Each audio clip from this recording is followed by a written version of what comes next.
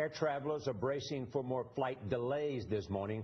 A judge has refused to stop the furloughs of air traffic controllers. Those cutbacks are blamed for yesterday's severe flight delays around the country. Cheryl Atkinson is at Reagan National Airport outside Washington. Cheryl, good morning.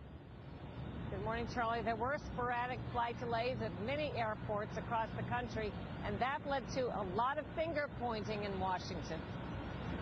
The delays stretched coast to coast and grew with the day, from New York to Charlotte, North Carolina to Los Angeles. By the end of the night, LAX logged one of the biggest backups, nearly 2 hours. The government needs to get their act together with all this.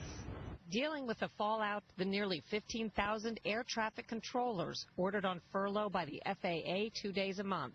That's to help achieve $600 million in mandatory budget cuts. How we're going to handle it, I don't think anybody really knows for certain at this particular time. To manage the same volume with reduced staffing, controllers are delaying planes on the ground and spacing them farther apart in the air. On Monday, Florida Governor Rick Scott called on the president to reverse the furloughs. This doesn't make any sense why we would be doing this.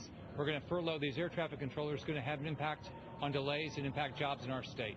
Republicans in Congress also blamed the president, tweeting with the hashtag Obama flight delays. House Speaker John Boehner wrote, FAA has flexibility to cut costs without delaying air travelers. Why won't President Obama let them? But the president's transportation department head says there was no other choice. We cut contracts.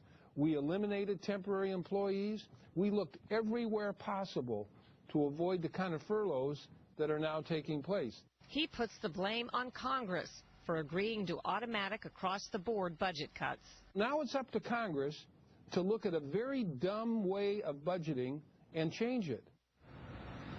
Critics point to other areas of the FAA they say could be cut instead of the air traffic controllers. For example, there's a $3 billion airport improvement fund that so far hasn't been touched by the budget cuts. Charlie, Nora? Cheryl, thanks. Much of the Midwest is expecting rain today. That means more trouble for cities and